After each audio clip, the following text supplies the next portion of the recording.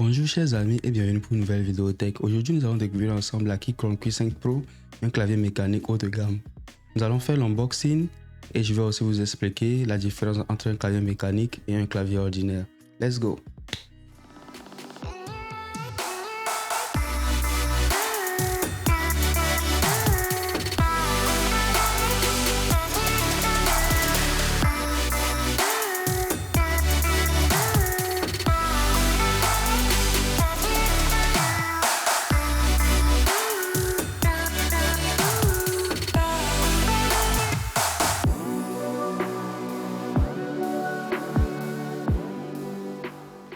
Alors nous sommes de retour pour découvrir la Keychron Q5 Pro et nous allons d'abord ouvrir la boîte pour voir le contenu.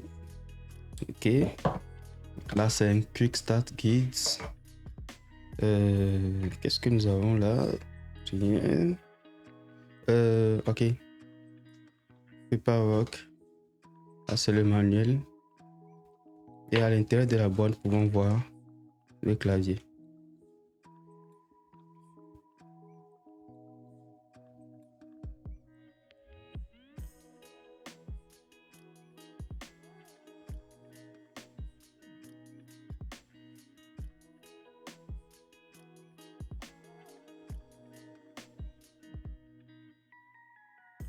Voilà. Avant de plonger dans les détails de la Q5 Pro, prenons d'abord un moment pour découvrir la différence entre un clavier mécanique et un clavier classique.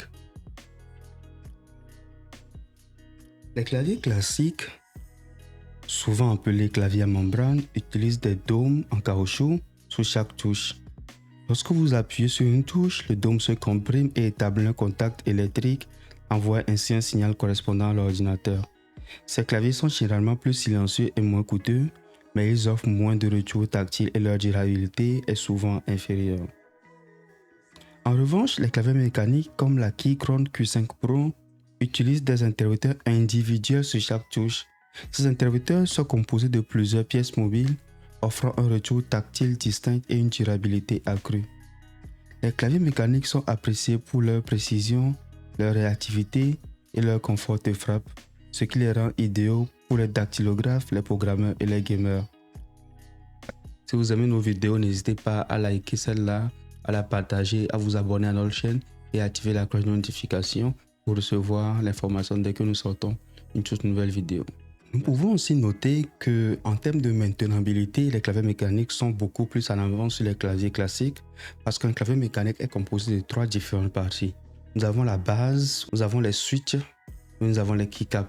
Les switches, c'est un peu le mécanisme qui contrôle l'appui et la réactivité des touches.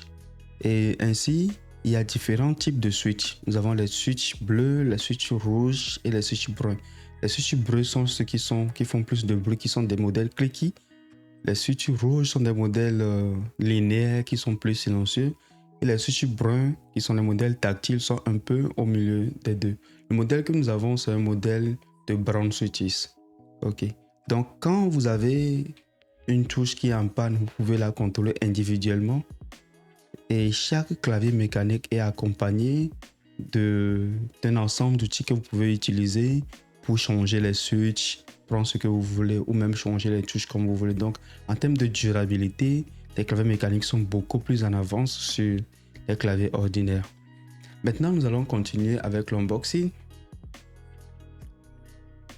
pour voir ce que nous avons d'autre dans la boîte.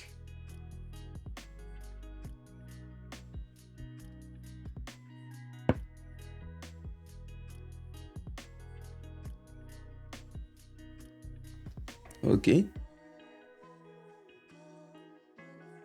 Là, c'est un câble USB type C vers USB normal.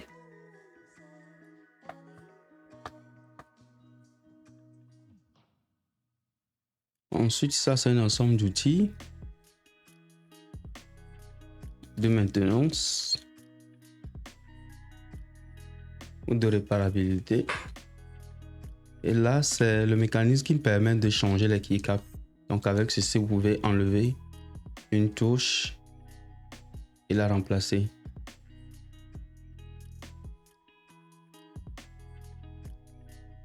Vous pouvez aussi l'utiliser pour changer les switches.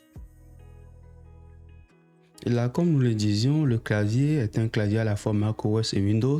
Et ça, c'est un ensemble de touches dédiées à Windows au cas où nous voulons changer le modèle Mac par défaut par les touches du modèle Windows.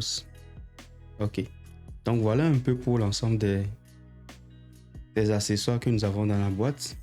Et nous allons revenir au clavier lui-même. Donc comme vous pouvez le voir, c'est un clavier magnifique. C'est un clavier très esthétique.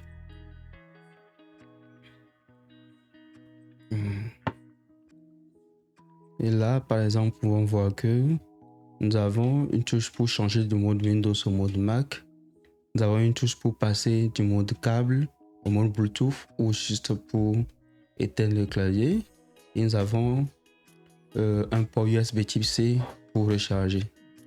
Nous pouvons aussi noter que c'est un clavier qui vient avec une touche spéciale, ce qu'on appelle un knob. Et c'est une touche programmable. Vous pouvez la programmer pour augmenter, changer de volume ou défiler un fil du timeline. Vous pouvez l'utiliser pour le programmer, en fait ce que vous voulez. Donc ça, c'est le clavier Q5 Pro de Keychron. Nous allons l'utiliser, nous allons la tester et s'il le faut, vous aurez une prochaine vidéo pour une review complète. Merci et à tout à l'heure.